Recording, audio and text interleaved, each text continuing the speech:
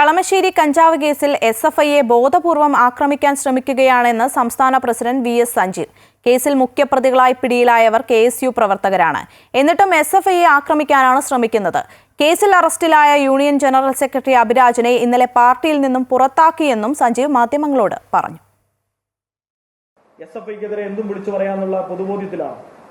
VD. Satheesan കൃത്യമായി മനസ്സിലാക്കിക്കൊള്ളണം. എസ്എഫ്ഐക്ക് സമരം ചെയ്യാൻ അറിയാം. പ്രതിപക്ഷ നേതാവും റോഡിലിറങ്ങി നടക്കുന്നതുമായി ബന്ധപ്പെട്ട് ഞങ്ങൾക്കെതിരെ കൃത്യമായി ഇത്തരം കള്ളം വിളിച്ചു പറയുമ്പോൾ ഞങ്ങളും അതുമായി ബന്ധപ്പെട്ട് അതിനെ അതേപോലെ തന്നെ തിരിച്ചടിക്കും. ഇങ്ങനെ കള്ളം വിളിച്ചു പറയാറ് കേരളത്തിൽ ഉത്തരവാദിത്തപ്പെട്ട ഒരു പ്രതിപക്ഷ നേതാവ് സ്ഥാനത്ത് ആരൊക്കെ ഇരുന്ന സ്ഥാനമാണത്? ആരൊക്കെ ഇരുന്നിട്ടുണ്ട്? എത്ര കോൺഗ്രസിന്റെ നേതാക്കന്മാർ ഇരുന്നിട്ടുണ്ട്? എത്ര പച്ച കള്ളമാണ് വിളിച്ചു പറയുന്നത്?